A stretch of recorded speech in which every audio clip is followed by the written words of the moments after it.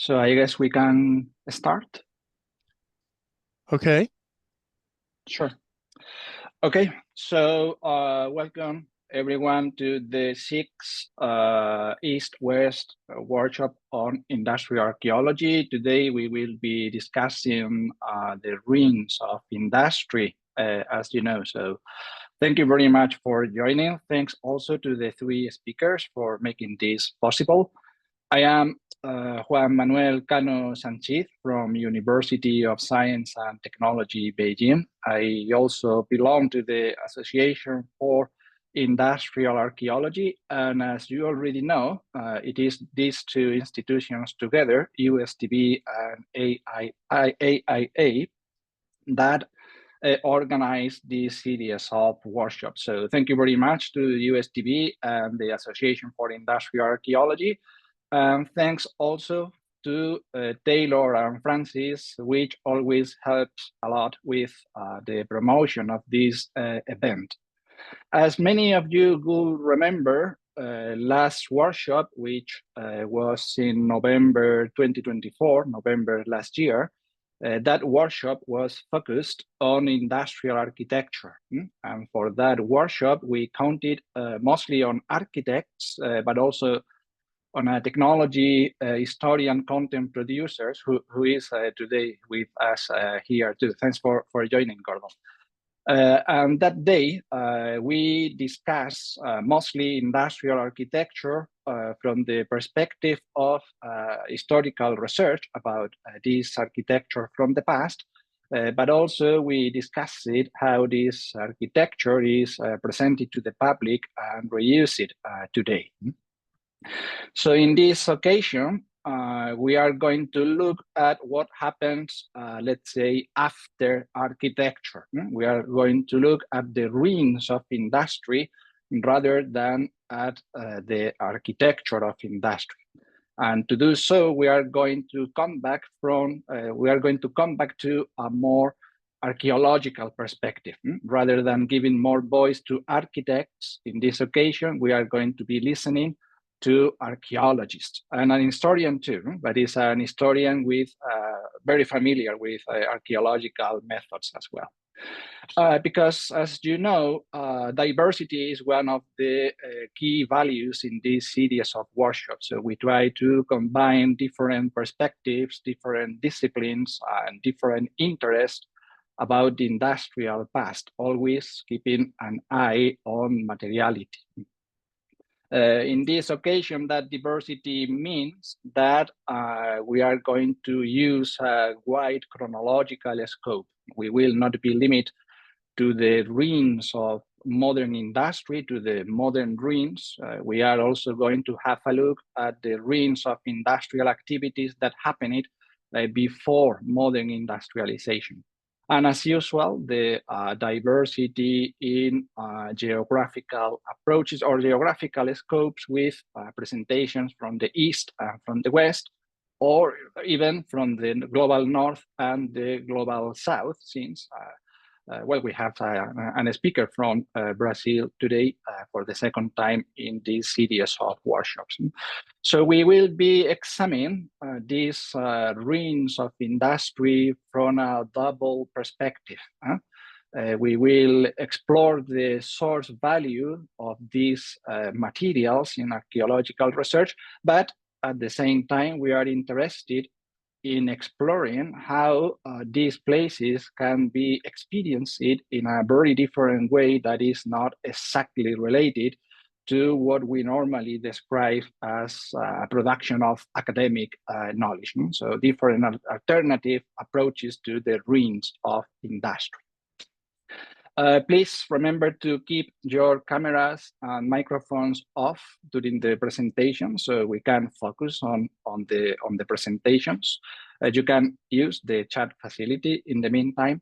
And also for those of you that don't have English as the first language, that is my case too, remember that captions are available. You can use the automatic caption of Zoom to read what people are saying. So we move to the first presentation that is titled staff kicked underfoot the surfaces of industrial ruination, and that is going to be delivered by Dr. Hilary Orange. Dr. Hilary Orange is currently a lecturer in heritage in the history department of the Swansea University in Wales, where she is also the co-director of the Centre for Heritage Research and Training. She's an archaeologist with a very wide array of interests. I will only mention those that are more related to the topics that we discuss in this series of workshops, such as industrial heritage, such as the industrialization, or the archaeology of the contemporary past. In relation to this, Hilary was she chaired before the Contemporary and Historical Archaeology in Theory group, the CHAT group. She got her PhD from the Institute of Archaeology of UCL, and after that, she worked both in commercial archaeology and also for the British Museum in England. She has very interesting international experience in the West and in the East. She was an Alexander von Humboldt Research Fellow at the Ruhr University in Bochum, Germany. And after that, she was a visiting researcher in Japan. And also here in USTB, we had the pleasure of welcoming her in 2019. I hope we can have the pleasure of having you here, not virtually, but in person soon. So I guess everybody is waiting for her presentation. I will not talk anymore for the time being. So Hilary, please, the floor is yours. Thank you, Juan. Thank you for that very warm introduction. And yes, of course, I'd love to come back to Beijing. Lockdown, unfortunately, got in the way of our plans. I'll just share my screen. Can you all see a slideshow now? Not yet. Oh, okay, let me try again. Share screen. Oh, it's failed to start. The window you've selected is invalid. Sorry, give me a second. This worked earlier.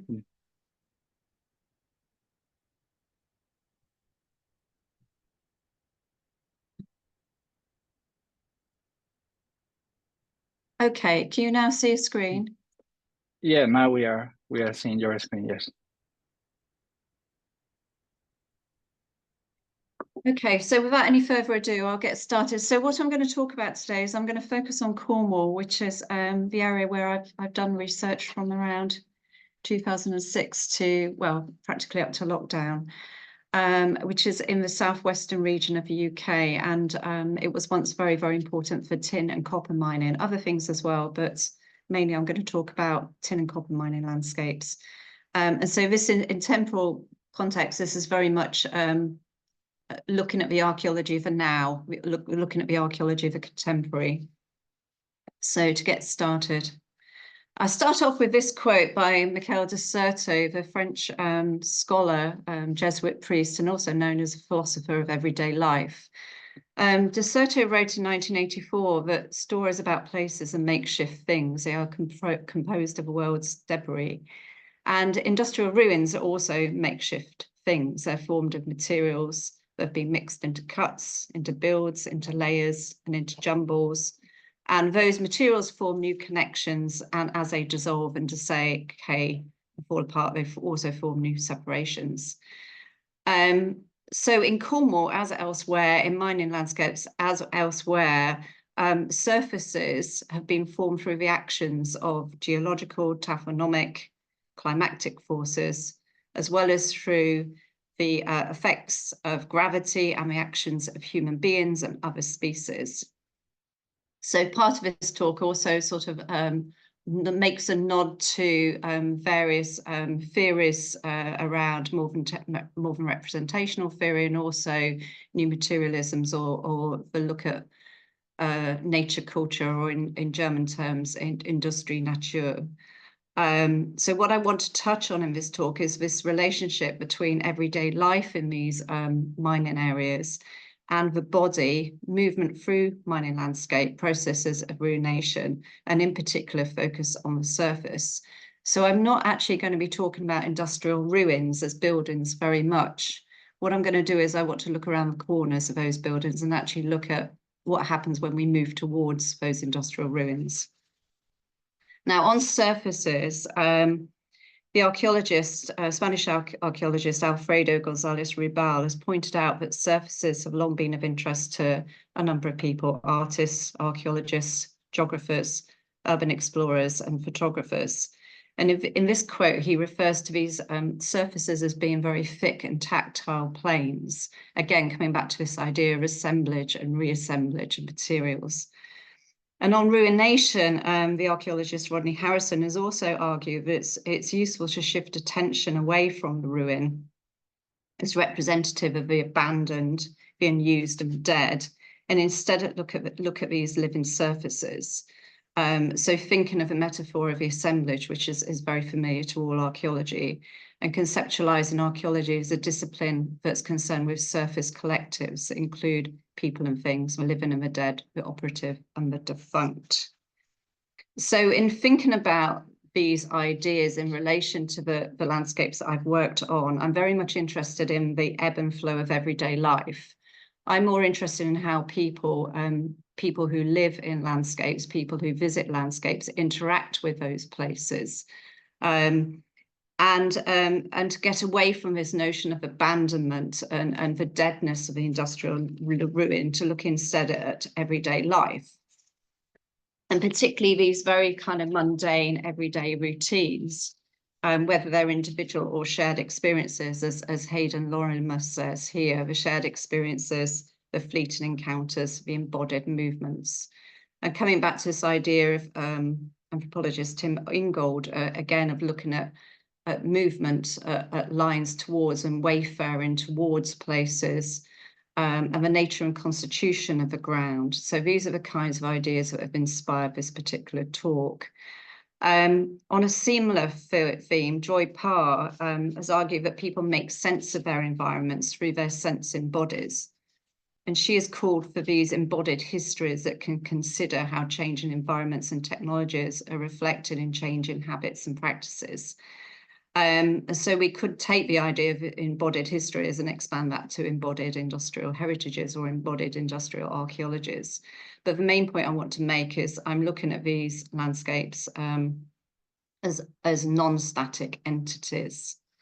So the reason why I became interested in this was because here's some very iconic images of industrial ruins in Cornwall. Here you have the iconic Cornish engine house that's replicated on images, countless postcards and photographs and fine art paintings. I mean, this is the most representative image of Cornish mining, and is also the emblem on the Cornish Mining World Heritage Site, also features a Cornish mine engine.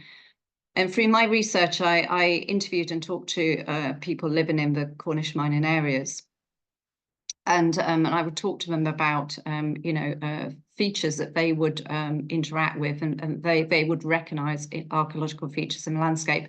And they always, of course, referred to these engine houses. It was the number one image or feature, if you like, that came up time and time again in my research. But I became aware that there was a clear representational bias in Cornish heritage, because both the engine house and the chimney stack are widely used as these symbols. And I'll explain why I became more interested in the surface of a second. But what I wanted to say is that in being in these places, the actual experience of being in place and looking at the stuff underfoot, I became conscious that the small stuff underfoot, going back to the title of my talk, the small, the chip, the fragmented, the dust is still part of these same histories of deindustrialization and industrialization. But it's much more readily overlooked. It's literally kicked away. And it potentially also comes home with us. So it gets onto the soles of our shoes and it gets into the folds of our clothes. So I actually think that the future of the industrial ruin is possibly on the soles of our shoes. So when I did this survey, I surveyed 255 local residents, and I found that 43% named engine houses as the most significant features in the mine areas. None of them not a single person mentioned a road or a path.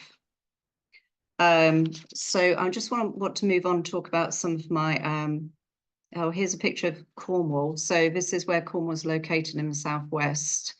The coloured areas are the 10 areas that make up a serial site of a World Heritage Site. And the 2 areas that I'm going to be concentrating on in this talk are arrowed. So we have metallic mines, which is at Land's End. And then on the north coast is St Agnes, which is here. So these are the 2 sites I'm going to be referring to. And there's Cornwall, Southwest Peninsula. And that's the emblem of the Cornish Mining World Heritage Site, again with the engine house.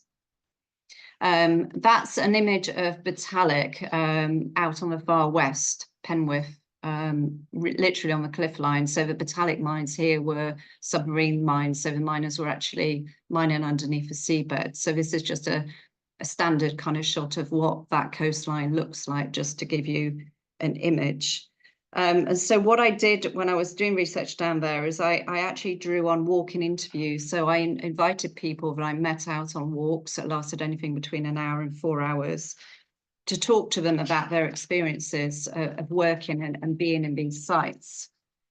And these people included artists, they included teachers, they included retired miners, museum workers, bookshop owners, former policemen and government employees, and also people that work for the National Trust. The National Trust actually own part of this coastline today. And the interviewers actually chose where to meet and where to walk, as well as the duration of the talk. So hard rock mining in Cornwall, just to give you a very brief history, was mainly operating in rural locations like this. So this is small and medium-sized industrial settlements. And when the mines closed down, there was very little redevelopment pressure. And so while in other regions like Bodmin Moor, as animal husbandry came back in again to moorland areas, areas like this on the cliff lines are really unsuitable for agrarian practices. And so what happened was that these kind of areas were either acquired largely by local district councils or by the National Trust, who began to clean them up. And going back to the sort of 60s, 70s, they began to be used communally by local people living in settlements and villages nearby for things like rubbish tips. Mine shafts are great places to dump rubbish. Travelling communities and New Age communities had encampments in these areas. And they're also used as playgrounds for local people. And people, of course, like to walk through them because these are, especially in good weather, gloriously beautiful locations and very dramatic Atlantic seaboard locations. By the 1980s, various factors started to coincide to kind of renew interest, if you like, in conservation and preservation practices and indeed in heritage. So I don't have time to go into that in a great deal of detail, but certainly by the 80s and certainly going into the 90s, there was a greater degree of interest and certainly money being thrown at these areas. So I have a quote here from Nicholas Johnson, who is an archaeologist, who said that quite suddenly, in a period of less than a decade, there was a lot of money that was heritage inspired, and there was an explosion of large projects in these areas as a result. And so by 2006, the scale and importance of the Cornish mining industry was acknowledged through a UNESCO World Heritage inscription. And this site, the coloured areas joined together, are around 200 square kilometres of land. And the important thing is that they're home to 90,000 residents or thereabouts. So these are very much, well, you know, living landscapes, to use the term. So what you can start to see here is some of the paths that actually track across this landscape. So the Talc is absolutely crisscrossed by paths. You have a southwest coastal path running through it. There's paths that have historical use, such as paths that connected settlements or connected farms. There's some paths that disappear over the cliff line to basically embarkation points where stone was once loaded onto boats. And other paths have been created by many visitors. There's lots of desire lines, and particularly paths going up and around industrial ruins and these kind of chimneys and engine houses, which people are often, you know, drawn to visually. So I'm going to start quoting from some of my walking interviews. So one morning, my walking companion was Adam Sharp, who's an archaeologist in Cornwall. And at the time, he was an advisor to the National Trust who owned this landscape. And I was curious about the lack of any danger signs on site. There was nothing to say, be aware of the cliffs or be aware of mine shafts, and I was curious about that. So I asked him about the paths and the fact they were so rough. And I asked Adam why the paths weren't surfaced. So I'll just give you another idea here of some of the paths that run through here. This is actually the Southwest Coast Path. Here is a car park and some other paths. Here are some more. And there's a picture of an artist that I met with his dog on one of the old dressing floors, copper dressing floors. So that gives you an idea. And so I asked Adam about this, and he explained that the roughness of the paths at Batalic were actually part of a management structure of the National Trust, and that they maintained this wildness of the paths, if you like, for visitor safety. So this may sound counterintuitive, but Adam's point was that if people came driving down to Cornwall and weren't used to these landscapes, and they got out into a pristine car park, and then followed beautifully surfaced paths down to the edge of cliffs, they may not be so careful. So he described this semi-hostile surfacing that's very rocky and uneven. And the point of maintaining it like that is to say to visitors, look, you've got to look after yourself here, because there are accidents, there are tourists that come down, and they do indeed fall off cliffs, as do dogs, and people get into trouble in the waters around Cornwall from around Easter onwards. So it's been maintained as this kind of wild industrial or post-industrial landscape. That was a point he made. And what I realized from this conversation was that I'd mostly been walking around Batalic, looking at the ground, looking at the surface, looking at my feet, making sure that I was sure of where I was treading. And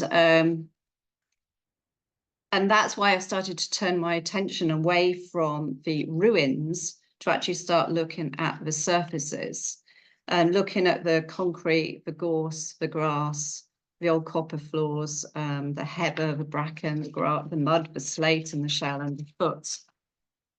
And so I'm just going to show you some images of what some of the surfaces at Batalic actually look like. So because of the effects of leaching and sulfuric acid in areas of the land of the coastal strip, it's completely devoid of any flora even today. And so these are quite interesting environments, if you like, but at the same time they're quite good for supporting various invertebrate species, so they're not completely dead, if you like. And the colour that dominates in the Batalic landscape is actually red, and that's due to the iron oxide in the ground. And you also get, this is another very common kind of surface image, and you get gorse, and here's another one showing the redness of the landscape. And there were also these very large mineral dumps at Batalic that featured, there was about 8 or 9 of them in the landscape. In the 1950s to the 1970s, they were magnets for mineral collectors. And that was a much more popular pastime back then. It was another way that industrial ruins ended up at people's homes. It ended up at home through private mineral collections. And I started to look at the history of this site, and I started to realize that these mining dumps had actually been vastly reduced in scale. And I wondered why that was. I wondered whether it was because the dumps had actually become spread out on the surface, but that wasn't actually the case. And I'll explain that in a second. Jeff Treseder, who had been a former miner at Geaver Mine, which was a mine that worked very close to Batalic up until the 1990s, first came down to this area as a young man. And the reason why Jeff came down was because he was interested in mineral collection. So he was talking about the fact that he was spending an awful lot of time out in these landscapes, picking over mine dumps with hammers. And that he was there, he wasn't there on his own, he was also there with other people doing the same kind of thing. And it was also a family activity. So families would go out and they would take hammers with them. The kids would be scouring over the dumps, they would be beating on the dumps, and so there'd be this kind of sonic quality in the landscape. And then eventually Jeff got a job at Giva Tin Mine, and so he was talking about this. But what happened to these dumps was that by the 1980s, when they become partly revegetated, Giva Tin Mine set out to flat scrape them in order to reprocess the mine waste. And by that point, local people had become attached to them because they felt that they were the small hills in the landscape. So the mine dumps have started to acquire these hybrid recreational, industrial, and hybrid culture and natural values. And there was a protest about this. There was a protest preceding the plans to flat scrape the dumps. And what was interesting about this quote in the local newspaper at the time in 1985 was that the person writing into the newspaper, quoted in the newspaper as protesting the mine's recovery of a mineral within the dumps, was saying that they'd actually become part of a local ecology. And their concern was for the ecology rather than for the economy. Interesting, at a point where Cornish mining was starting to fully deindustrialize. And so she was talking about keeping these areas unspoiled as natural areas. And by reply, Giva Tin Mine said, well, we're actually trying to restore the landscape to its pre-industrial condition, which was practically impossible for them to do anyway. But I thought this was an interesting quote nonetheless. And so what happened was that the surface at Giva Mine essentially flattened and the mine dumps were reduced in scale. Fewer people came out to score the heaps, and the sonic quality of the landscape actually shifted. So these surface body interactions thus changed. I'm just checking how I'm doing for time. Oh gosh, I'm almost out of time. So I'm probably not going to have time to talk about the next case study. I wanted to talk very quickly about this site, St Agnes on the north coast. And again, I met here the person who'd actually been part of the council organising redevelopment of this mine site, engine house. It's now a series of small workshops, small community enterprises. But when I met Roger, I thought we were going to be talking about the redevelopment of Wheel Kitty, showing him his picture.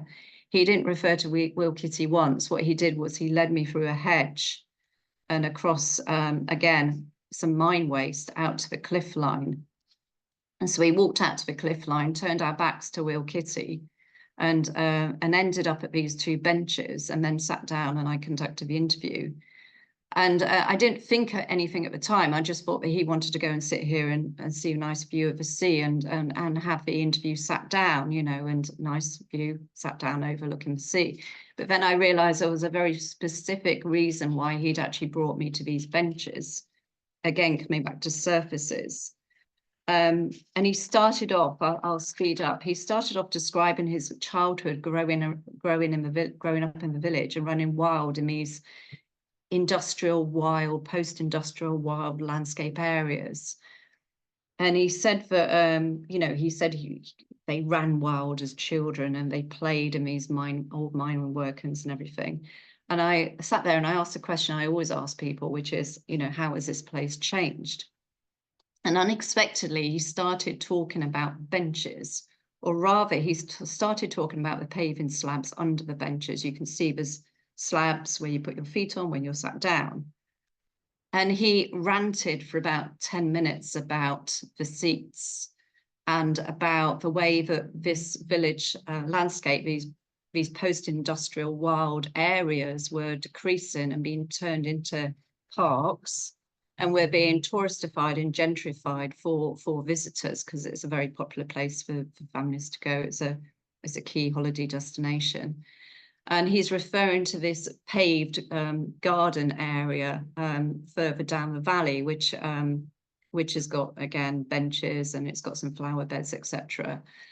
And the point he makes is that all of these memorial benches and other benches and seating that's been provided for tourists and visitors, to quote, are turning what is a fairly wild edge of land that's been tipped upon and turned over by mining and has real character into something that has patio slabs in front of it and has become a mixture of a park and a graveyard because we've got these memorials.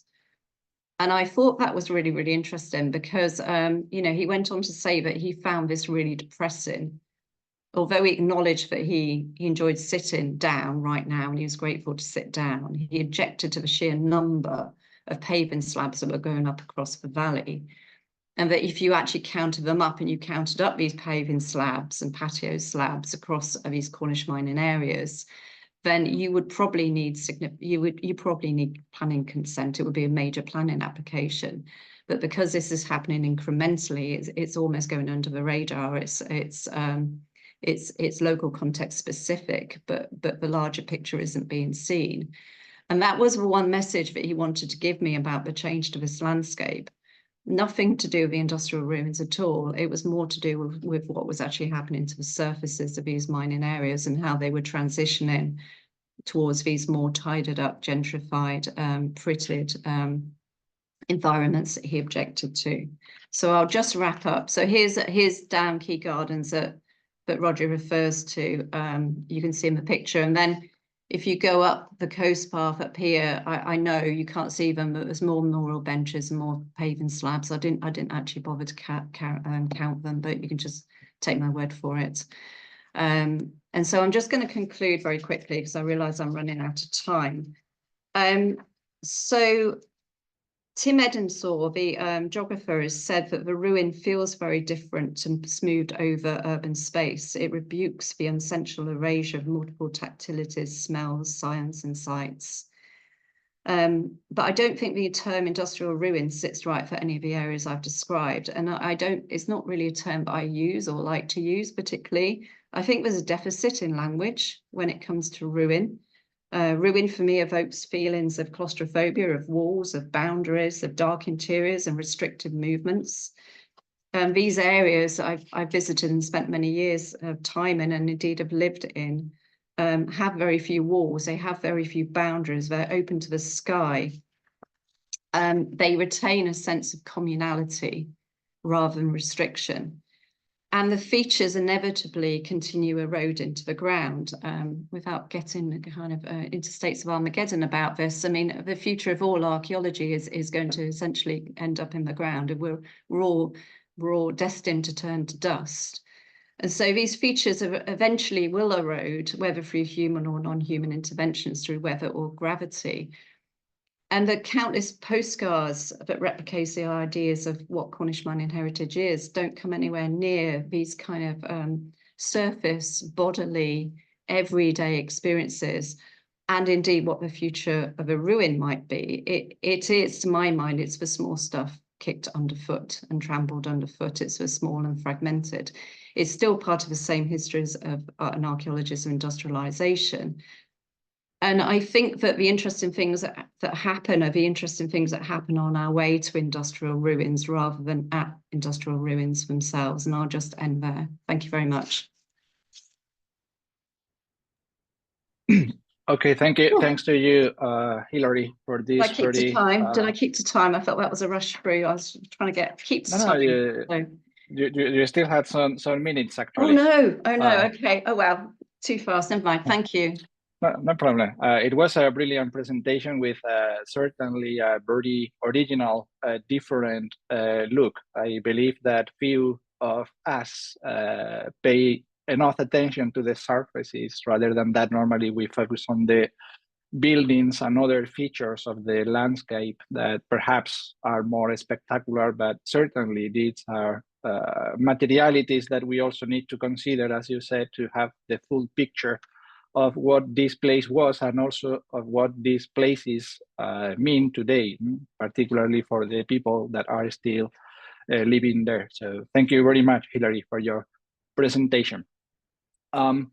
We move now virtually to China, where we are going to see a very different kind of ruins and a very different approach to.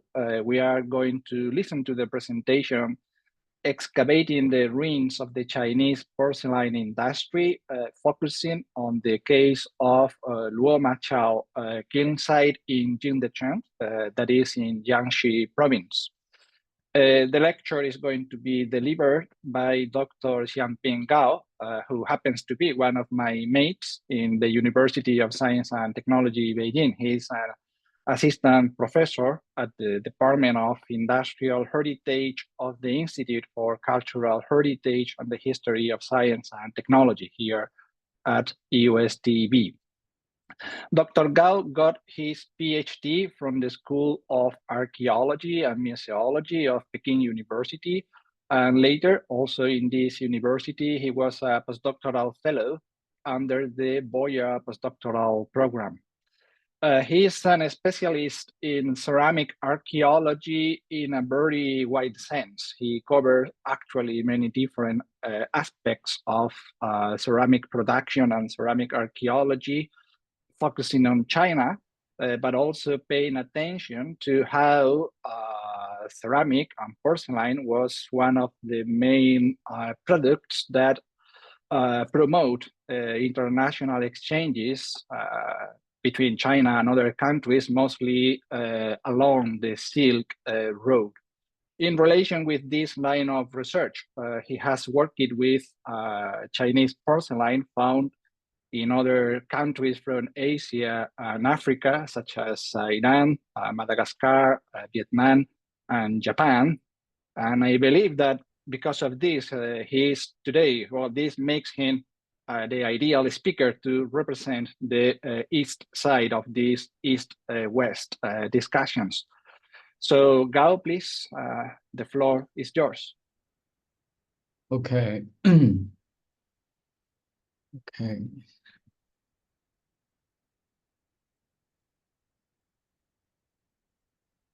Is it a full screen? Yeah, it's working good.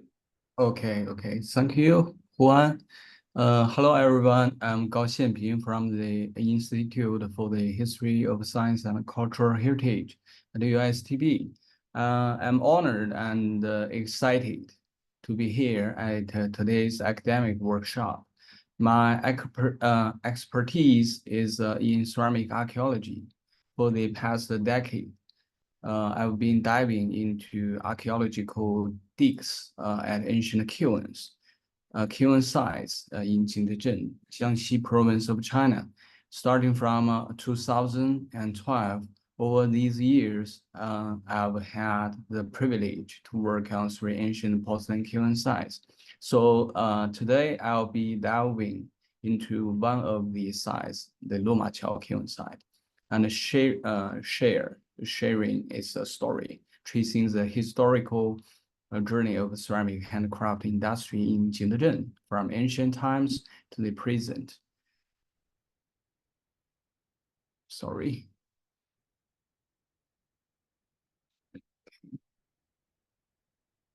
Before formal presentation,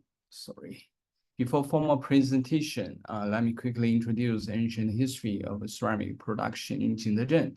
Here are 2 maps showing Jiangxi province and Jingdezhen. Jiangxi is down in the southeast of China, and Jingdezhen is up in the northeast of Jiangxi province. You can see here it's bordered by Anhui province to the north and the south, pretty close to Zhejiang province to the east. So basically, it's at the junction of 3 provinces. So we all know Jingdezhen, or maybe Jingdezhen is known as, is very well known for its extensive history of porcelain production, earning it the name we call the millennial porcelain capital. It represents the peak of ancient Chinese ceramic making industry.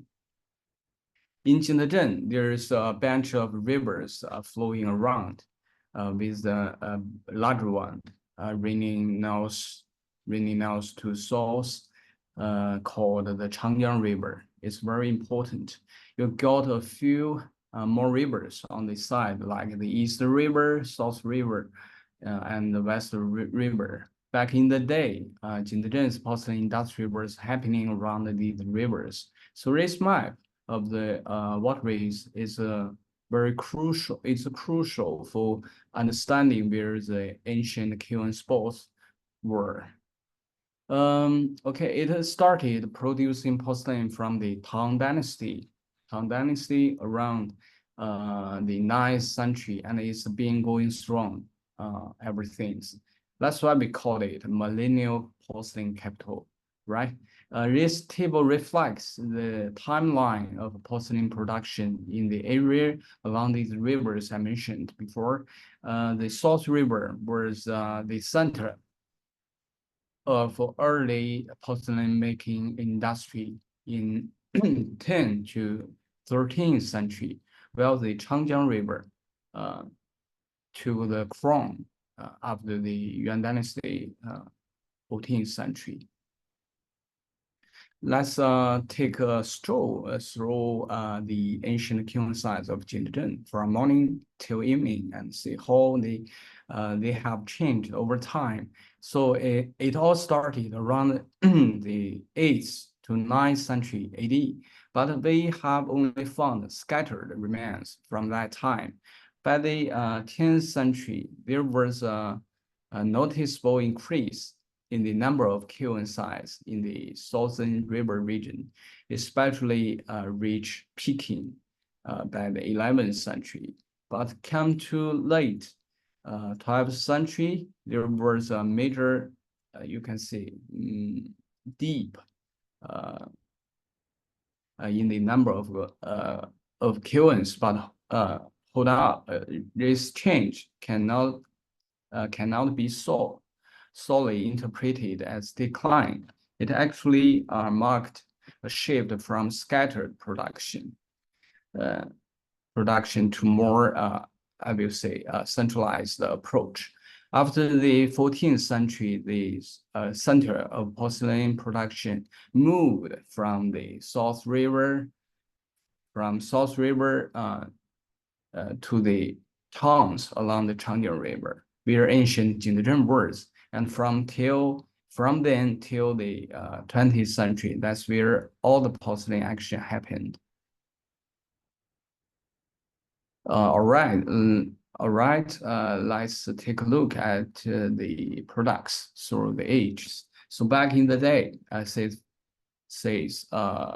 from the 8th to the 10th century, it was all about celadon and white porcelains. Then Jingdezhen craftsmen found a balanced spot between celadon and white porcelain, creating distinctive Qingbai ware, or you can call bluish white wares. I really love it.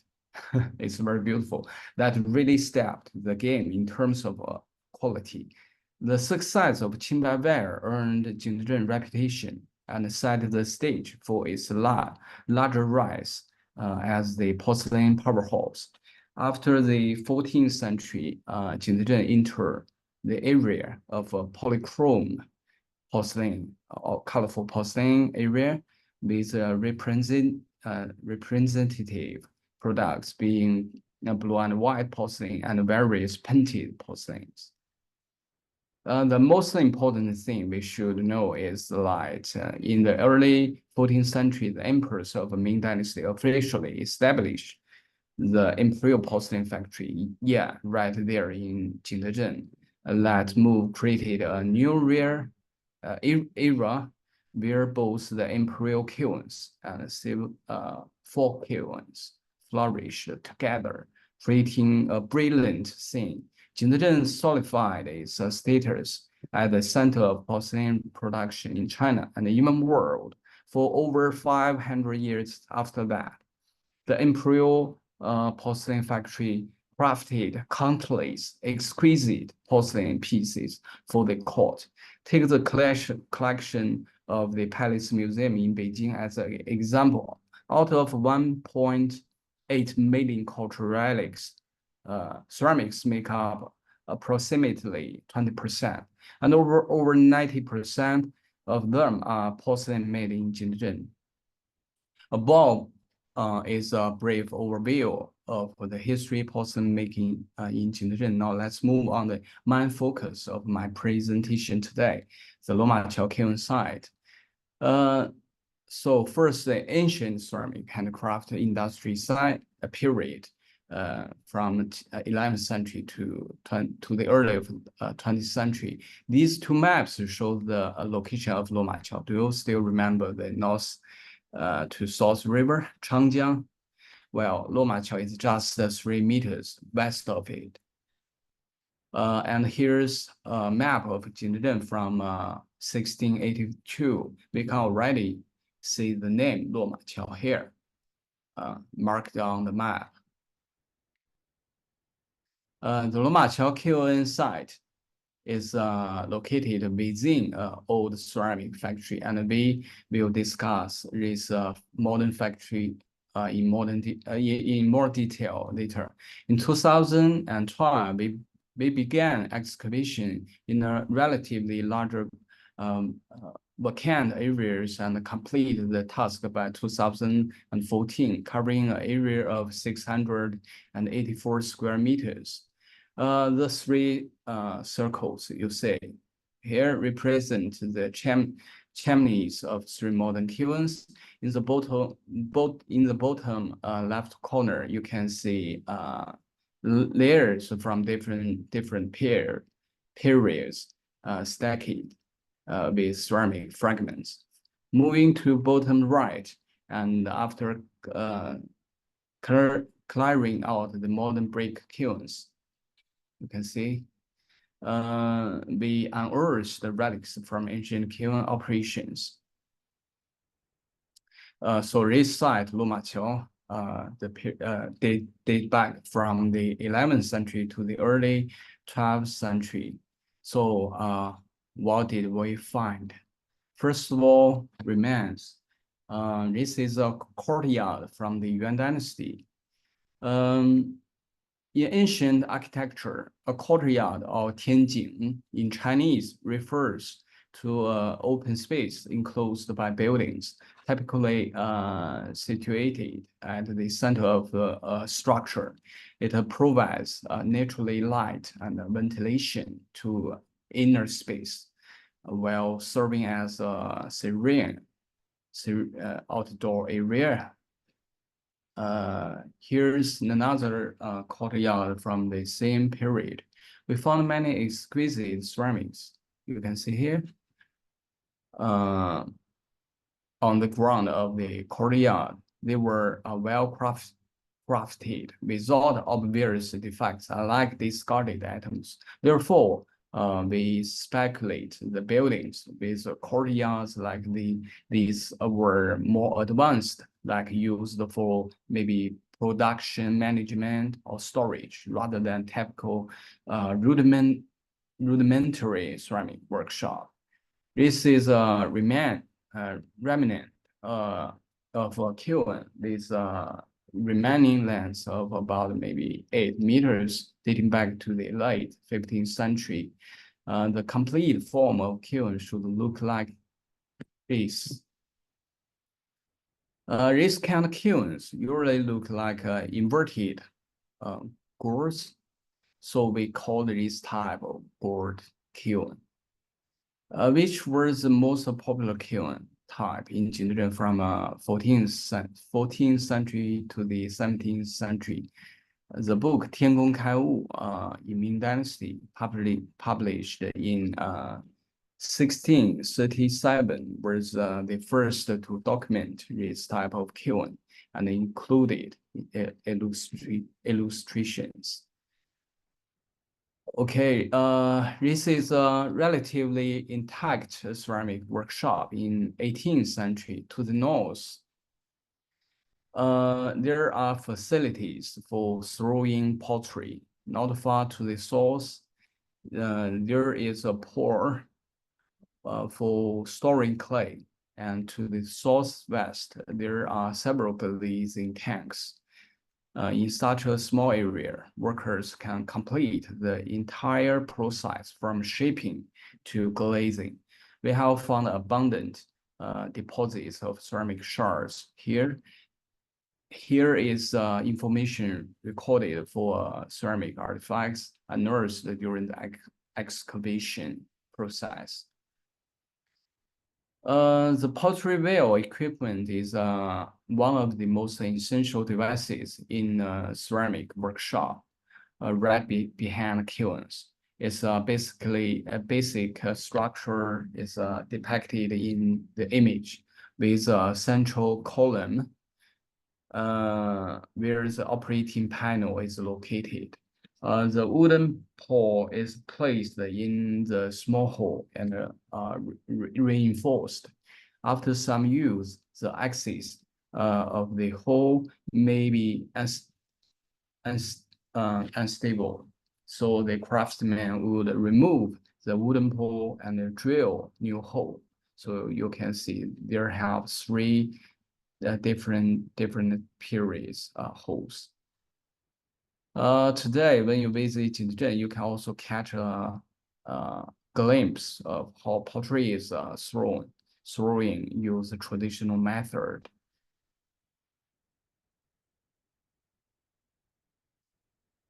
Yeah, that's it. So secondly, relics. Here's Qingbai porcelain from the 12th to 13th century. As mentioned earlier, this is the product that first brought a reputation to Jinzhen. The glaze color falls between green and white with exquisite craftsmanship and a glossy glaze. Lots of scholars at that time very love it. I even love it too. As early as the 12th century, craftsmen in Jinzhen mastered the technique of we called biscuit firing porcelain, which involves placing the wire upside down and put it into these special holders. Each holder could feed lots of pottery, significantly saving 6 space of kiln. But here's the catch. You see, the rim of the porcelain wouldn't get glazed. During the Yuan Dynasty, the production of white porcelain at Luomachou further developed with a variety of types. In the mid-13th century, craftsmen got innovative and began producing something relevant, maybe new products. We call it revolutionary. Blue and white porcelain, it completely transformed the game. By the 15th century, this blue and white porcelain become iconic for Jinzhen, surprising plain white porcelain, and by the 16th century, it went international, becoming a major player in early global trade. The rise of a blue and white porcelain marked the start of Jinzhen's painted porcelain era. In addition to blue and white porcelain, craftsmen in Jinzhen also produced other types of colorful porcelain in the 14th century. The artifacts unearthed at the Luomachou kiln site are most abundant and diverse in type during the Ming and Qing dynasty, 15th to 19th century. So during this period, with the opening of maritime routes, a continuous stream of blue and white porcelain was exported overseas. We found lots of shipwreck in this time. So you can see the map of maritime trade. We have also found some high-quality architectural components Luomachou produced, which were used in palace construction. Next, let me talk about the modern and contemporary ceramic industry period. In the early 20th century, ceramic production in the area around Luomachao declined. It wasn't until the 1950s that it bounced back. With a bustling construction of state-owned porcelain factories, Hongguang, where the Luomachao King site in Hongguang porcelain factory emerged, continuing its industrial glory. This leads us into the second part of my pre today. This is a scene of workers firing up the kilns. The kiln on the left is called Round Kiln, born in 1954. By 1965, 131 kilns of this type were built. They use coal as fuel, marking the end of Jingdezhen's millennial-long history of using firewood. The one on the right is a tunnel kiln, designed and manufactured after 1966. But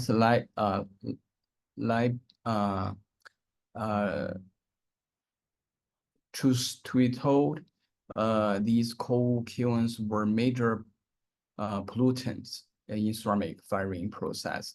They have got a limited lifespan, and there will surely be a new, more scientific and environmentally friendly firing method to replace them.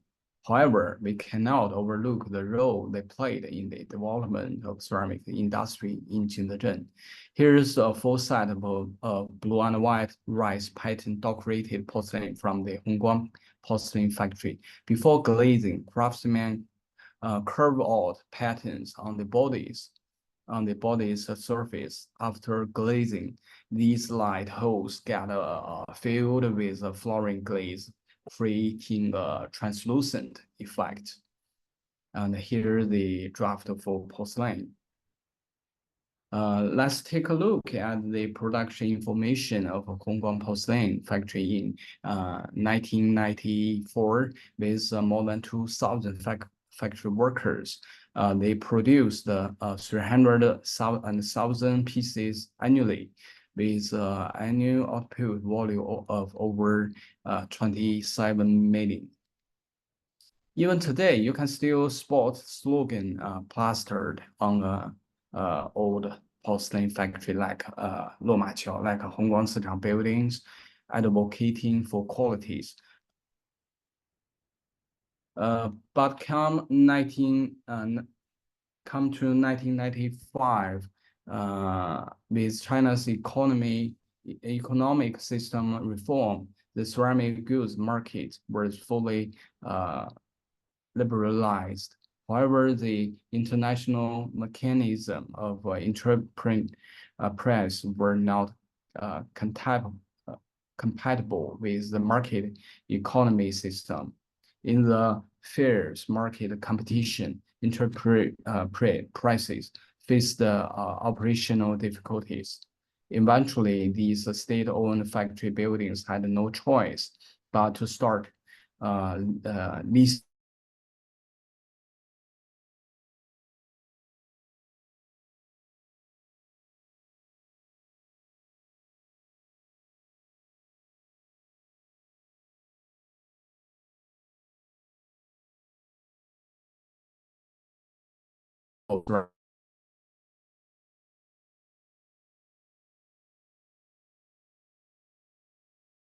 one.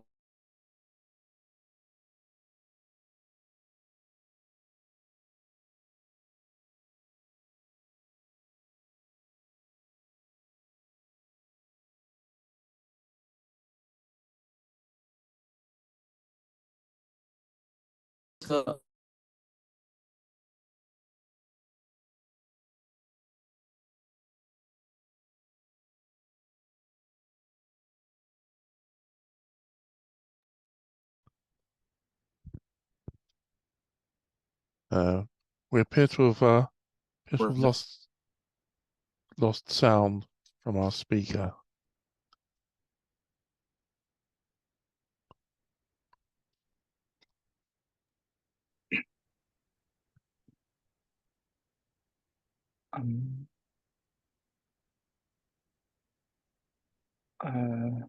I will text him. I will text him and tell him that we can't listen to him.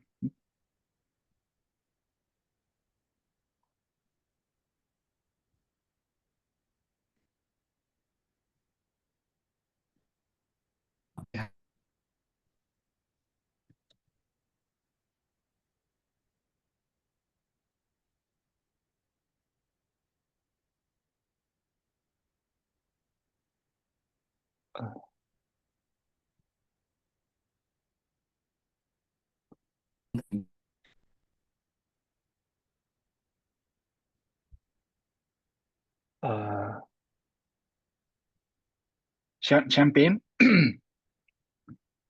can you listen to me?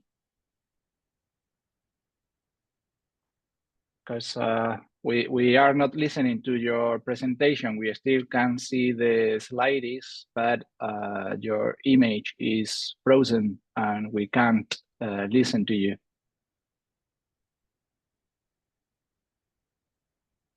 Maybe you can try to re-enter the Zoom, quit and enter it again. That perhaps may solve the problem.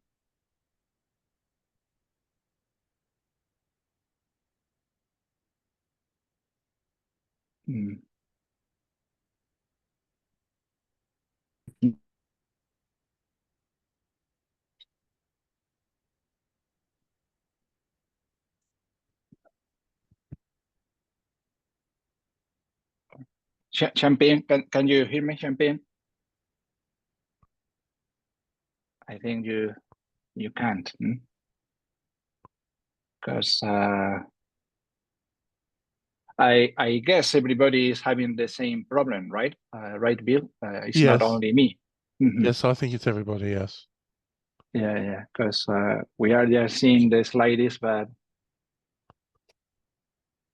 so maybe what do you think we can do, Bill?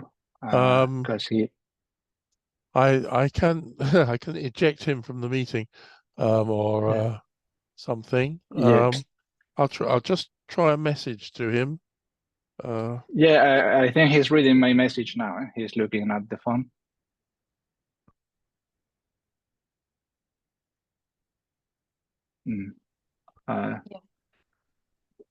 Sorry about this technical difficulty. We hope we can solve it soon and continue with the presentations. Yeah, he said the other parts are mainly pictures, so he want to show us all the pictures. Yeah. Okay. Yeah. So that will be all, Dondon? Yeah. Okay. Well, so I guess that we can solve the technical difficulties this way and continue with the presentations. Thank you very much, Champagne. That was, it's a pity that there were these problems in the end, because the presentation was very interesting, a very broad view of the evolution of Chinese porcelain making in China based on the material remains. When I was looking at the presentation, I was thinking that for the British colleagues, mostly, this maybe looks familiar or looks very related to what is also called post-medieval archaeology in terms of materials and chronologies. So, well, I hope you can be back for the discussion later. In any case, thanks for your presentation that we were enjoying very much. It's a pity that there were some technical difficulties in the end. So we move to contemporary times, we move to the, let's say, the very industrial ruins, those modern ruins that have generated plenty of discussion in contemporary archaeology recently, with the presentation words in ruins, sensorial, affective, and creative approaches to the ruins of industry that is going to be delivered by Dr. Guillermo Posser. Guillermo Posser is a teaching associate at the Department of Archaeology of the University of Sheffield in England, although he is originally from Brazil, where he graduated in history from the State University of Campinas in the state of Sao Paulo, the Unicamp. From there, he came to Europe and or he went to Europe, where he got his PhD from the University of Minho in Portugal, together with the University of Seville in Spain, very close, by the way, to my hometown. And also as Hilary, from there, later he went to the Ruhr University in Germany, where he was a postdoctoral fellow. Posser is a very diverse, very versatile researcher who combines many different perspectives and methods, such as digital humanities, industrial archaeology, that is why he's here today, social semiotics, hermeneutics, and many others, to explore industrial sites that sometimes are abandoned, sometimes are ruined, but also sometimes have already been protected and reused. So in his work, doing this, his recent work at least is characterized by his interest on the industrialization, the local communities, and creative approaches, rather than that explanation of the industrial past that is more common in the traditional, let's say, industrial archaeology, so other ways of exploring or filling these places. He is the author of the book Palabras en Ruinas, Words in Ruins, which was published a pair of years ago in Portugal. And currently, he is working on the project Crafting the Past, empowering communities through creative writing, visual narratives, memory, and placemaking. So it is precisely about these two works that he's going to talk to us today. So Guillermo, please, the floor is yours. Thank you very much, Juan. It's a pleasure to be here. Makes a long time that I follow your work and from the association also. I've participated in a few of the workshops, and it's really a pleasure being here sharing my research. Just let me share my screen with you. Mm-hmm.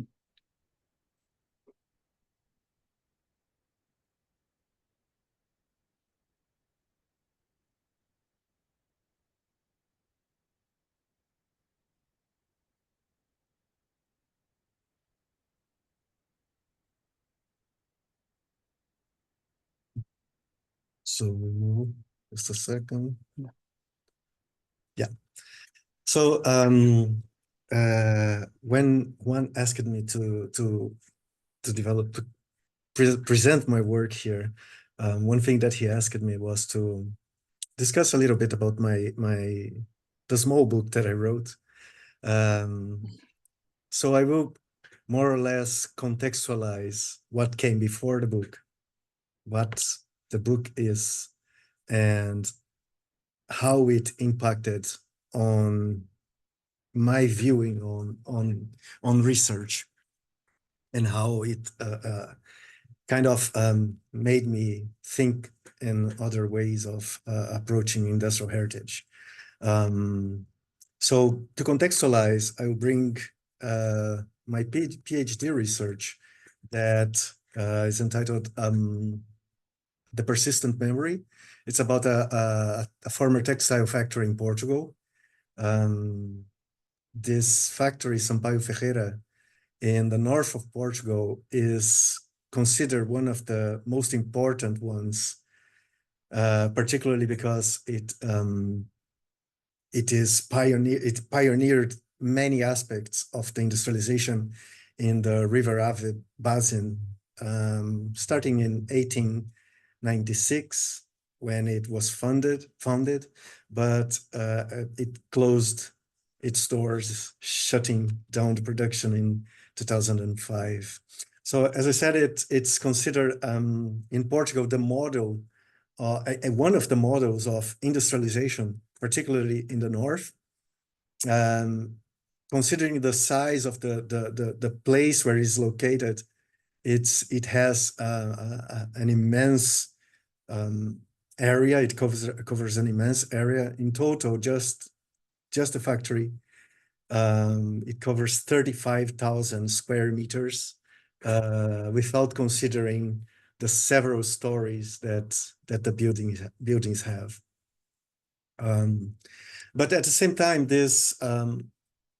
in this research, I managed to understand it also as a model of deindustrialization, because all the process that led to other factories in Portugal, particularly in the north, to close its doors, to stop the production, where all the steps were followed by this Sampaio Ferreira. In this picture, we can see there is a small plaque saying that the factory is for sale, and that is since 2005. From that area, half of it was reused for private purposes, so not everyone has access to it. But around 2/3 of the factory, or a bit more, are either abandoned or destroyed and ruined. So that's how I started getting interested in the topic of industrial ruins. That's, for example, that's the current state of the factory. Bushes everywhere. All the buildings that caught fire, the bronze and the wires, everything was stolen, as you can see in this picture, to be sold. And there are still some things that are there, some material culture of the factory, artifacts, documents. During my PhD, I managed to save a few of them and deliver it to the textile museum in the area. But many things were lost. So when I started doing field work in order to understand how the materiality of the factory impacted on the memory making process and the heritage making process that took place, I had to dive deep in its decayed, destroyed spaces. And it was a very pleasant and shocking experience at the same time, seeing everything derelict, destroyed, and falling into pieces bit by bit. This image here, for example, is the same building here from the vertical image. In a month, it was absolutely cleared.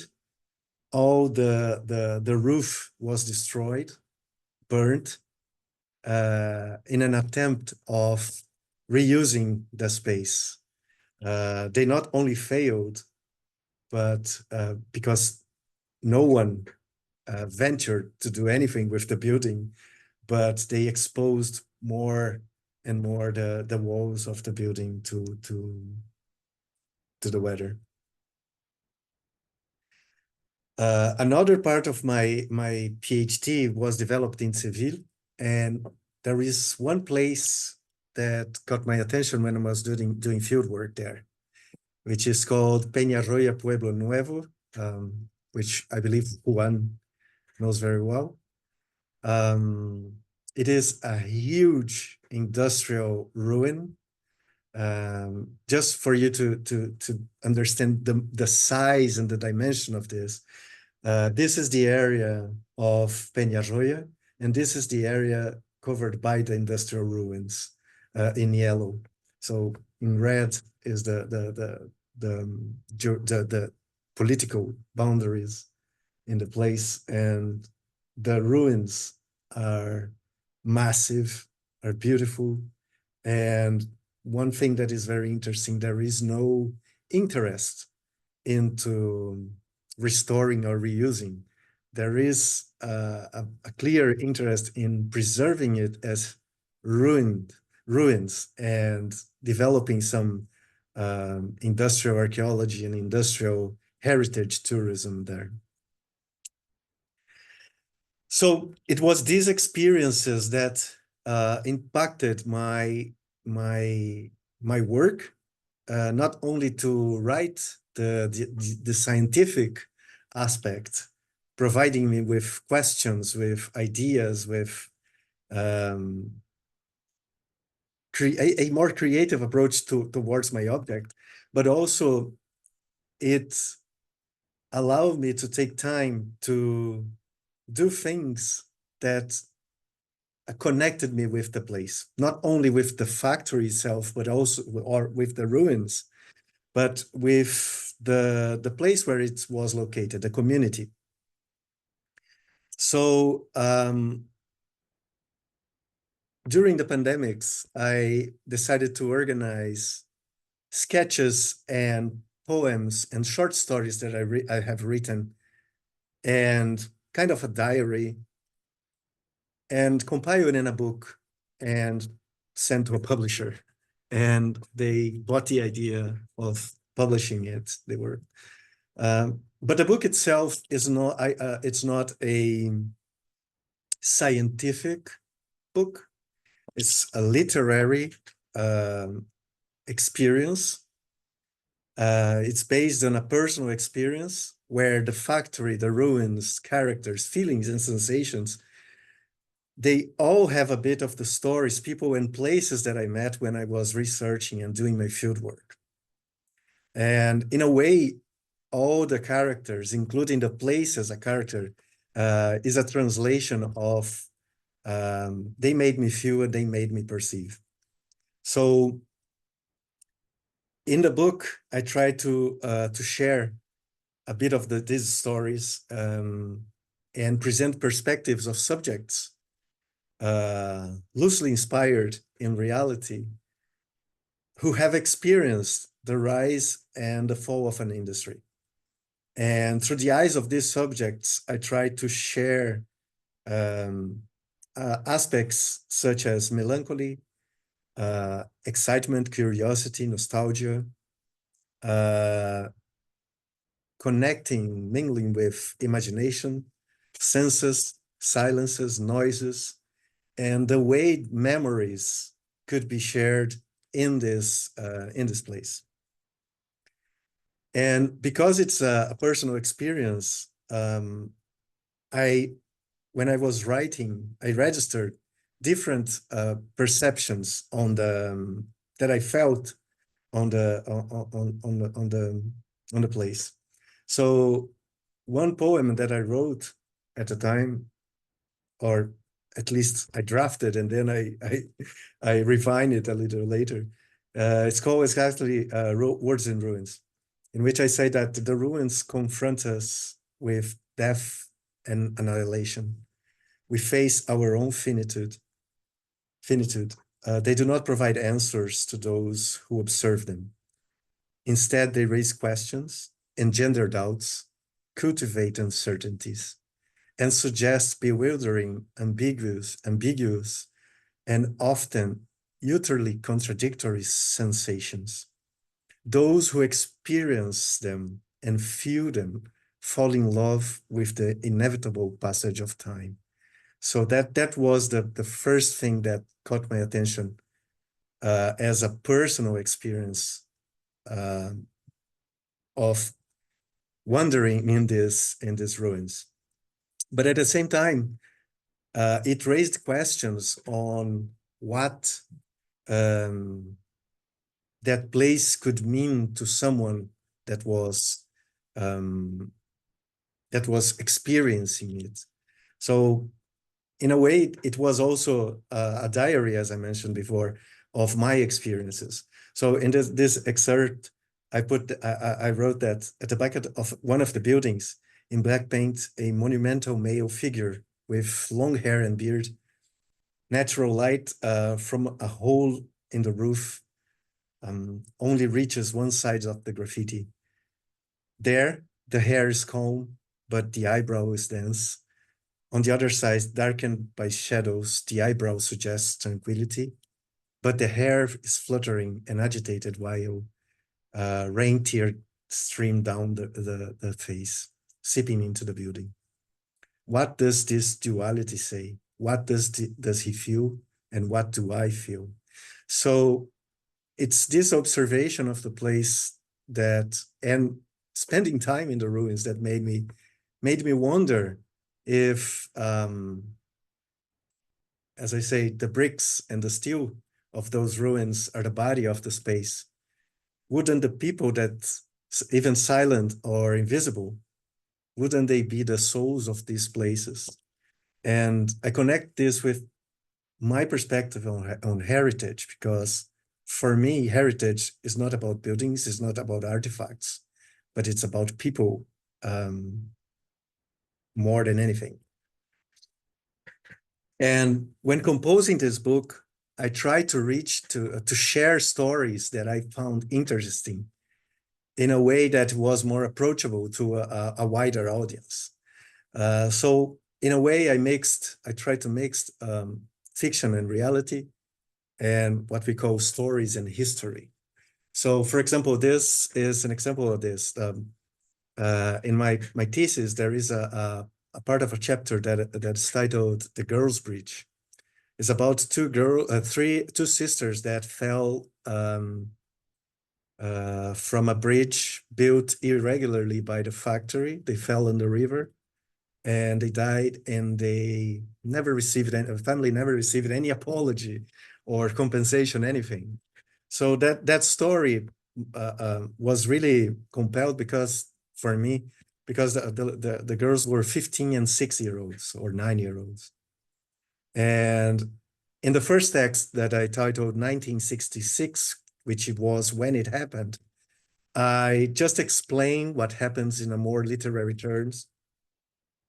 And in the second one is absolutely fictional, because one of the 3 sisters survived. And I try to imagine what would she feel 50 years later when visiting the place. So it's an exercise of mixing creativity, history, memories, and things like that. In a way, I think art can bring this highlight or help to highlight the dignity that these ruins, these industrial ruins have, and that we should give them just as much as we give dignity to the classical ruins. So one of the poems that I wrote says that if the bricks could find their voice, perhaps they would say, "I long to rest by choice." If the beams have something to say, perhaps they would scream, "Why am I being moved away?" If the walls would voice their strife, perhaps they would shout, "Cease disturbing my life." But they remain silent, no screams nor cries, no complaints, no lament. They exist, steadfast and wise. Yet, if they could truly convey, perhaps shedding tears, they would say, "With grace and dignity, let me fade away." So my perspective on the ruins also is we should respect their past, respect but not reverence it. And sometimes letting it fade away is more respectful than repurposing to something that is almost forgetting actively what the place was.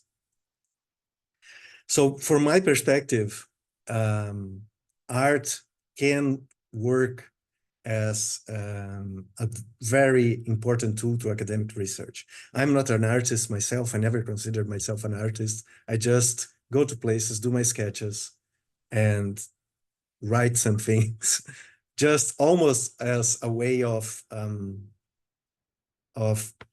sharing in another language, non-academic language, with others my experiences.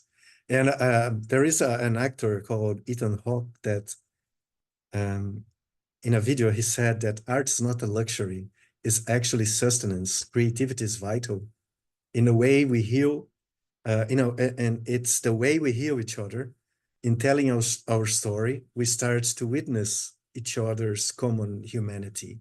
And it was only after I started thinking more creatively around the ruins that I understood what Legoff calls what is a scientific imagination, where art can bring different approaches or different ideas to approach science, in this case, heritage science. That's how I ventured myself in a few projects, currently 2 of them. The first one that I'm involved here is called Crafting the Past, that Juan mentioned, and it's being funded by the University of Sheffield with support of a grassroots heritage group called Join Up Heritage Sheffield. And my idea is to we are creating workshops on creative writing and visual narratives, which would be drawing, sketches, light boxes, sketches, with the objective of empowering post-industrial communities to share memories and cultural heritage. The reason for that is because it's very common in industrial areas that preserve the heritage sites to put aside communities from decision-making. And what I aim with this project is sharing new ways to communities to organize and move themselves towards a more participatory heritage preservation. So that's why we're also developing a review of the heritage strategy for Sheffield. This strategy was created by the Join Up Heritage Sheffield in 2019, 2020, but was adopted by the council only in 2023. And it should have, since 2020, an annual review, but currently it doesn't have. So the review will be more or less a sharing good practices that could enhance community participation in heritage preservation and providing these policymakers with evidence-based assessment of how industrial memories can shape the existing strategy.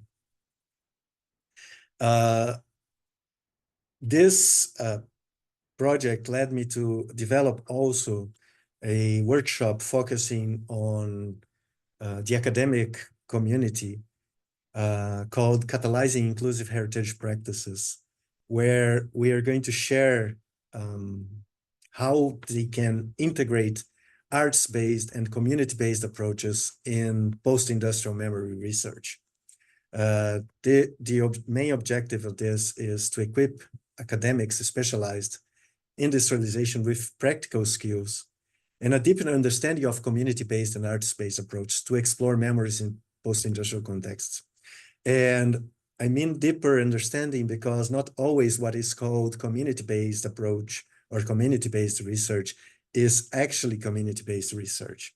What we are doing in this project, when I first started, was first seek the community leaders on the Join Up Heritage Sheffield, asking them what were their needs to bridge academia, policymaking, and community using a art approaches. And they will have, they had feedback, and they provided insights, not only when drafting and writing the project, participating actively on creating the project, but also they will have their say also in the analysis of the results and in the public discussion that we will have. That's I think the art can be, that's how art can be used as a research tool. They can help us to overcome the lack of diversity in historical representation. It can help us to challenge idealized versions of the past, encourage fresh interpretations of dominant or established narratives that sometimes are repeated by the academic discourse. We can question the perpetuation of these dominant narratives, and we can increase levels of community participation on decision-making and engagement with heritage using artistic approaches and creating a more democratic environment to share knowledge about the past. So in a way, what we seek is to understand how memory can be experienced in different instances, places, and by different people. This project is part of a wider project that will start in October called Beyond Rust, Memories and Wellbeing in Post-Industrial Heritage, that I will be leading from October 2024 to October 2026, funded by the European Commission under the Horizon Europe fellowships. It will be developed in my host university at Bochum, the Ruhr University Bochum. And we aim to investigate how current uses and levels of conservation and levels of engagement with industrial heritage can impact on memory making and well-being in context of the industrialization. So our methodology will be a community-based action research. We are going to develop a cross-national comparison where different places, different heritage sites in different conservation status will be analyzed, where we will develop the same workshops and develop a few interviews. After that, we are going to develop a qualitative data analysis and interpret this under the light of social semiotics, which is my specialty. So initially, these workshops will be, this research will encompass Portugal, Spain, and the UK, because they are the places from my academic background. But currently, we have proposals to include and develop these workshops in the US in partnership with an artist that focuses her projects on post-industrial communities. In Brazil, with a colleague of mine and of Juan's. And also we've been invited to present this project in Chile. So this will allow us also to potentially develop a comparison on how memories, heritage making affect communities' well-being in a global context, comparing the global north and global south. So a brief reflection on this presentation, I would say that the ruins can inspire new ways of thinking the relationship between past and present. As Laurent Olivier says in an article from 2004, present is nothing more than the total sum of all pastimes that physically coexist. So even if we are not connected with the place from our ancestors, we are embedded in the past because the past is still there, materialized on the ruins, on the places, and material culture, built material culture, can work as visible supports of memory. So while rooted in the past, approaching ruins and industrial heritage from a heritage perspective means to understand that they concern to disputes of the present. They help us to challenge spatial occupation and power relations in the space, to promote social and symbolic resignification of places, buildings, areas, and relationships. It can help us make visible new possibilities of existence and actions to people. They can work as catalyzers of individual and collective change, and they can contribute to the formation of subjectivities. In this regard, bringing a Brazilian scholar, he says that the very elaboration of memory takes place in the present and in response to present demands. And art, when mixed with science, particularly heritage science, can help us to find strategy to precisely find out what are these demands and to mediate relationships between people, heritage, spaces, and places. Thank you very much. Thank you very much, Guy, for this very inspiring presentation. I did love your poems. I'm pretty sure that in Portuguese they must be even more beautiful. So I hope to read them all soon. And this is actually I need a professional translator. I'm not a translator. I just did. In English sounds pretty good too. No, you really did very good. I am very much interested actually in these alternative approaches exploring art. Last workshop, actually, we also counted on one of these approaches by Gordon Davis, who is today among the attendees. That was very interesting too, in his case, using a multimedia format, video and soundscapes too, very interesting. So before we move to the discussion section, let's come back to Dr. Gao's presentation, so perhaps we can see at least the conclusions. So Xiangping, please. Yes, sorry for the poor network of our institute. Okay. Yeah, no problem. We can fix it now. Okay, thank you. It'll take minutes.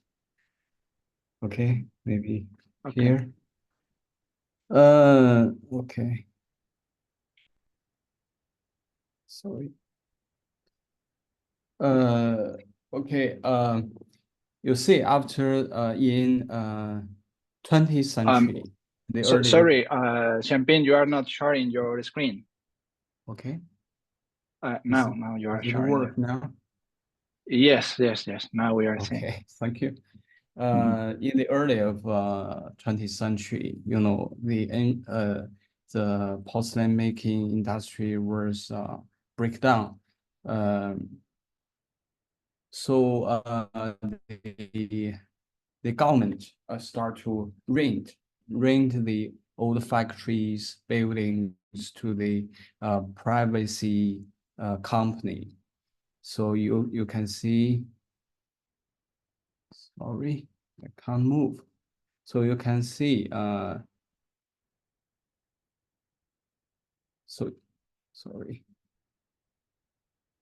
So you can see the thing of a private company utilizing existing factory buildings for ceramic production. There are over 10 old porcelain factories in Jingdezhen, like Hongguang Lomaqiao we talk about. They have all part of a group known as 10 big porcelain factories. Well, actually, there are more than 10 of it, but we call it 10 big porcelain factories. The red box marks where these old factories are, mostly in the center, in the city center. Most of these older porcelain factories were established in the 1950s and the 1960s, a period when modern industry was booming in the early days of China's founding. This is 1980s, the smoke blowing into the sky over the city. It reflects the prosperity of porcelain production. Unfortunately, those glory days are long gone. And now we have left with rundown factories. Many of them a mess inside. It's kind of ironic, you know, considering Jingdezhen's reputation for making beautiful porcelains. So the big question is, what do we do with all these abandoned factories? It's something that the city really needs to figure out. All right. Let us take a short look at a recent example, Taoxichuan. You know, Taoxichuan is a successful case for utilizing the old factory buildings. Oh, I can't move again. Okay, you see, here's a map showing the spread of all the ceramic factories. Taoxichuan is what they did with two nearby factories, giving them a makeover. Here's how the old ceramic factory looked before. This is what the two old ceramic factories look like after being transformed into art district. The original factory buildings remain largely unchanged, but they being reinforced, and the surrounding environment has been improved. Designers carefully applying the inside and the space in between, dividing them into different units for all kinds of use. When you step inside, you can still feel the strong industrial vibe all around. The tiny factory buildings, the brick walls glowing red, and the towering chimneys. It all feels strangely familiar. Here you will find museums, galleries, shops, artist studios, and much more. On weekend or specific days, there are large market gatherings, bustling with activities. If you are heading to Jingdezhen nowadays, Taoxichuan is probably the earliest, easiest spot to recommend. It's not only a popular place for Instagram-worthy photos, but also a fresh culture hotspot for this ancient city. In this massive art avenue, there is a section reserved for museum, showing us the heritage of the ceramic industry. Here you can check it out. Some old production equipment and the scene of how things used to be made. If you are interested, you can dive deeper into by browsing their website. Okay, summarize. Yeah, I talk about the development of a history of Jingdezhen's porcelain industry through a significant site, the Lumaqiao. It's a brief overview of how porcelain making evolved in Jingdezhen. The legacy of porcelain making in Jingdezhen has been continuous. Whether it's the ancient handcraft periods or the modern industrial periods, it makes us realize the cultural significance of Jingdezhen, spanning over like millennium. Oh, yes. You say. Taoxichuan is a successful case in the transformation and the utilization of old porcelain factories. But what about others, like Lumaqiao or the Hongguang factories? You know, we got tens of old factories. How to preserve and utilize so many industrial heritages, especially avoiding repetitive displays and usage, is something we need to think about in the future. This is also a challenge faced by I know for many other industrial heritage cities around the world. So what should we do? Okay, thanks for listening, and thanks for Juan. Give me minutes to show my work. Okay, thank you. Thanks to you. I'm glad that in the end we were able to see these last slides. I had myself very good memories of Taoxichuan. I really like it when I went there. And one thing I would like to say is that those markets that Gao has just shown, many of the shops in those markets are of the students that are students from Jindachen that are still today producing pottery in the university, and they use this space to sell what they are making, which also help them to pay for their fees and their things. So it's really a very interesting place to visit. So, well, we still have 15 minutes for the discussion and questions and answer section. At this point, if anyone has any question or comment, anyone is very welcome to open the mic and the camera and make the questions or comments to the speakers. Otherwise, if you feel more comfortable with, you can use the chat facility instead.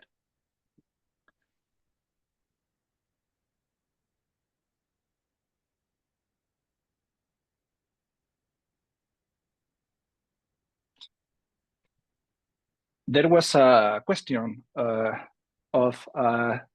have a question from Wandondong, a question for Hilary. Compared with the visitors, what are local people interested in? What does the locals want to keep for their next generation?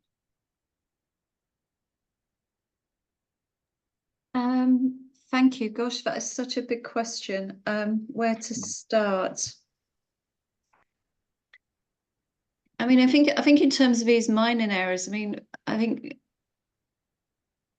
maintaining access is a really big thing that people want to keep.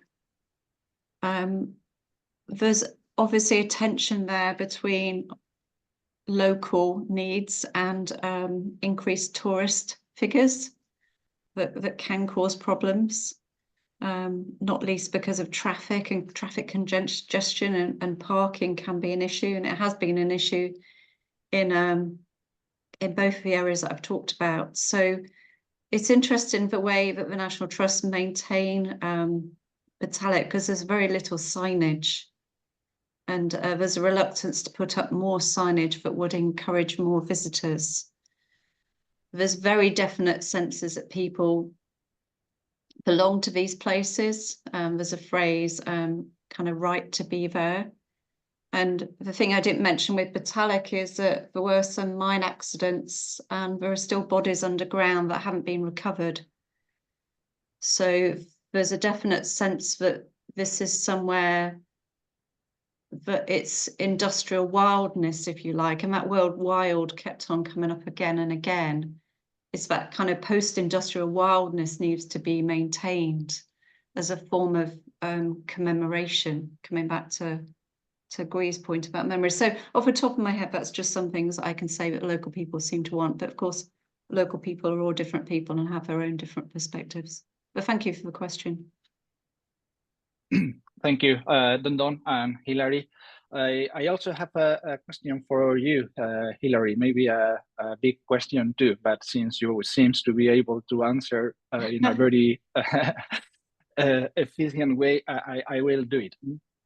So many contemporary archaeologists, Petursdottir, Olsen, Burnstone, González Rival that you mentioned, they have defined ruination as a process of change.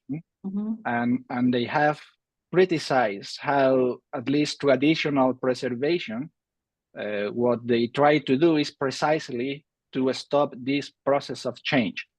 So you have shown how these surfaces from Cornwall and from Devon, they are changing even when we walk over them. So from the point of view of the World Heritage Site, from the point of view of the preservation of the mining landscape here, how can we deal, or how the administration there is dealing between this confrontation between ruination as a process of change and preservation as a process of stop changing? Maybe it's just a reflection rather than a question, because I will not know how to answer this. So sorry about this very difficult question. But well, if you can just offer any ideas about or any further comments about how well these two ideas seems to collide, the ruination or the ruins as places in continuous transformation and preservation as something trying to stop transformation, how these two ideas coexist in a World Heritage site, such as the mining landscape of Cornwall and Devon.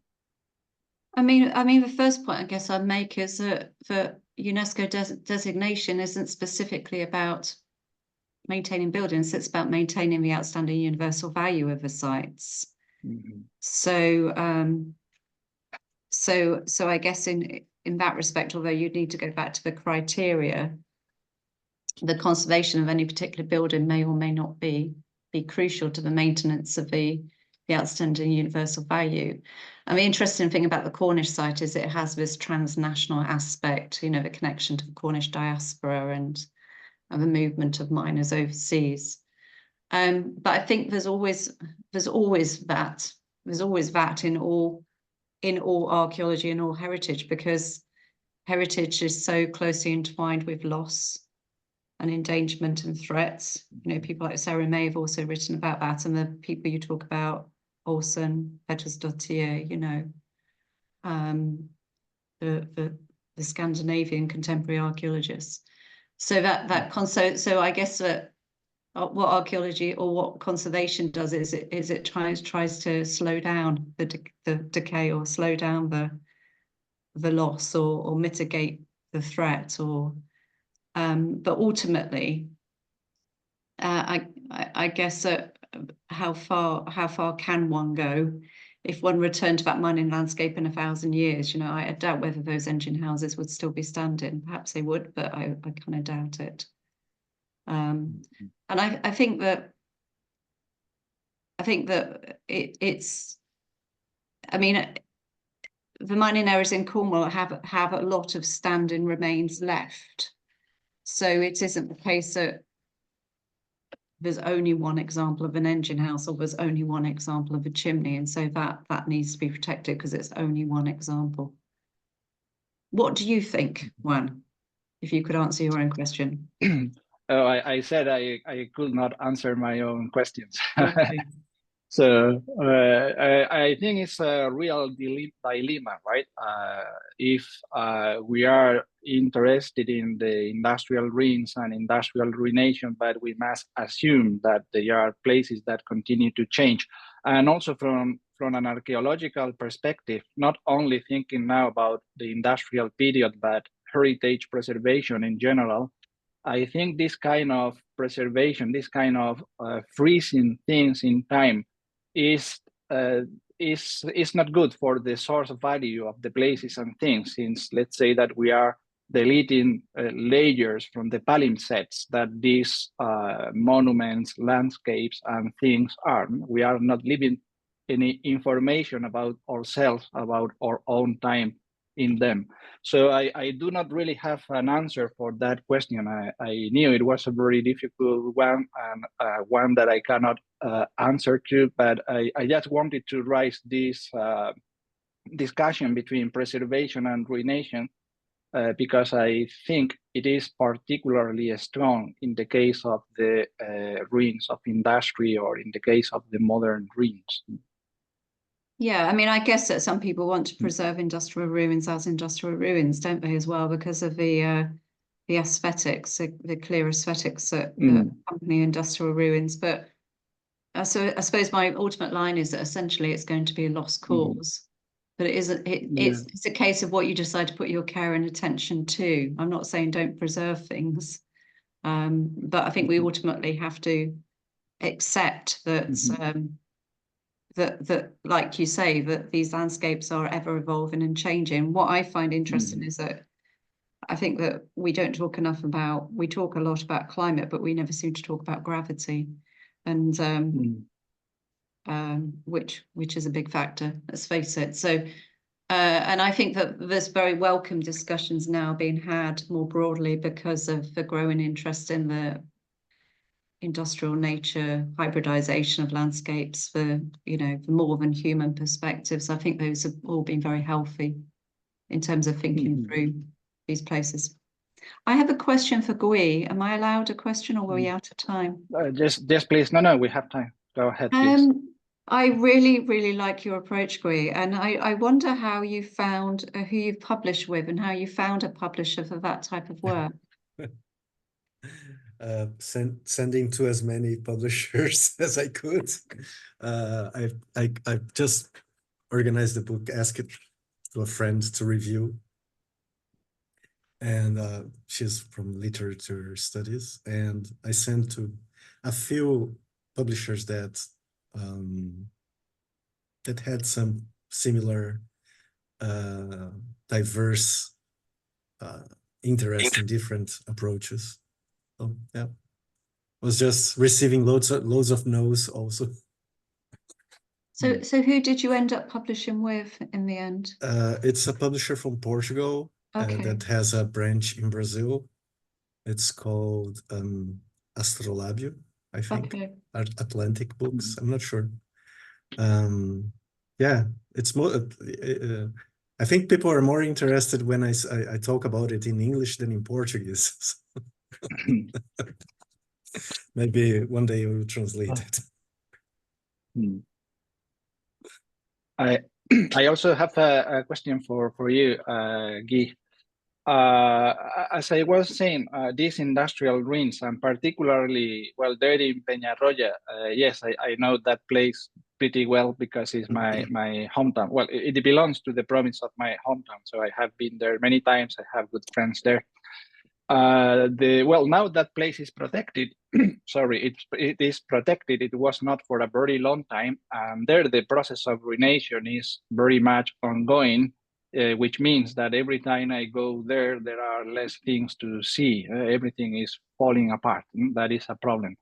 So the strategy of protecting that place as a ruin, it was, well, because of the value and the aesthetics of the place, but there were something much more pragmatic behind too. That the soil there is so heavily polluted. There are so much heavy metals in the soil that the decontamination program cleaning that place is absolutely out of the budget. So they cannot rehabilitate that place. So my question is related to this. So these industrial ruins are often places that are heavily polluted, places that are hostile, are places that can be even dangerous. So somehow encouraging the local community to go there well, implies some responsibilities. Somebody could be hurt or harmed. So the dilemma that I would like to raise here is whether we should sanitize these places. We should clean the debris, clean the pollution, make these places safer, or perhaps it is better to keep them as they are, because it is precisely this decay, this pollution, this even danger, if you want to, that is making these industrial ruins very specific and very different places. So how to deal with this also dilemma? Yeah, this dilemma is not only yours, but also from people who participate in urban explorations. And people, when think about, for example, urban explorations, people think about those people who jump over a fence and invade places where they weren't supposed to be entering. This is actually part of what urban explorations means, but also there is a type of urban exploration called communicative, where people try to find new places to be preserved as heritage, but in the state of ruin. And when you say that if we should sanitize, we have to think that these places are not statics, they are dynamics since the start. Industrial heritage, or industry or industrial buildings, they were never meant to last forever. They were meant to be used and reused and assembled and disassembled. It's very recent, our preoccupation with maintaining and keeping them. But cleaning and sanitizing them, it would be only part of the process of change, and also would be a way of allowing more people to visit the places.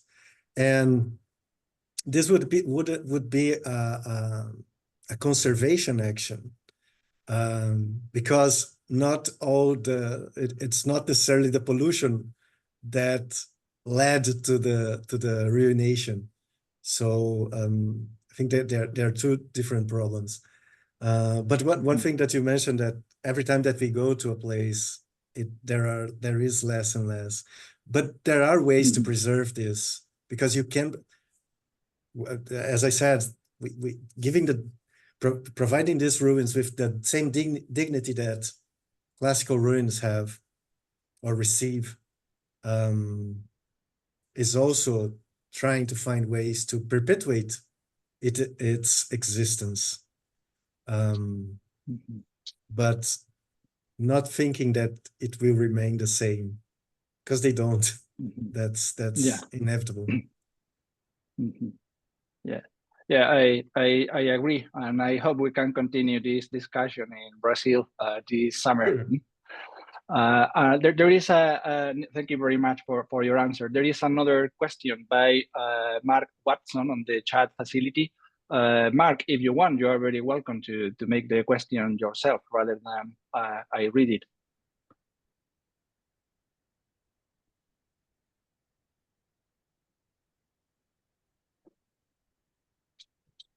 Or well, it has already been answered by Hilary on the chat facility. So since we are already over time, I would like to make a question to Dr. Gao. Maybe it is also a difficult question because, well, it is not exactly about his presentation. But well, as everybody knows, I don't know if in the whole West, but at least in the UK, porcelain, even the porcelain made in the UK, was often called China, and there are many factories in the UK from the late 18th and 19th century that are called China factories because they were following the formula and the processes of producing porcelain that were first developed in the UK. So I don't know if you have any information about to what extent the spaces for producing porcelain in the UK after the 18th century, in the 18th and 19th centuries, mostly when China was used to describe these factories, to what point these places are similar or different to the porcelain factories from China? Just if you have any information about that, because I know it is not exactly the topic of your research. Thanks for the questions. I'm not familiar with the situation in UK, so it's hard to comparison. I mean, compare China with the UK, but I think it's quite different. In ancient time, a place like Jingdezhen, I mean the porcelain making place in Jingdezhen is often small, not very big. In ancient time, only maybe several people's doing the work in a small workshop. Like we excavated in Lomachao, it's only maybe 50 meters. So in UK, it's a industrial. I mean, the large quantities porcelains. Not the same situation, so I'm not very familiar with the. Yeah, I know. I'm sorry I made this question because I know it's not exactly your topic. It's a good question. I should to know. Good to know it. Yeah, but because I noticed that in the UK, it is very common, or it was very common, to use bottle killings. bottle kilns, kilns in which the kiln itself is like within the chimney. And you have shown some pictures that looked a little bit like a bottle kiln, but it's not exactly the same. So I guess that there were some differences, that technology evolved in different ways, perhaps in China and the UK and the rest of the world. So, well, we are already 5 minutes over time, so I guess it is time to say goodbye, but not before saying again, thank you very much in the first place to the speakers for their very inspiring, very interesting presentations.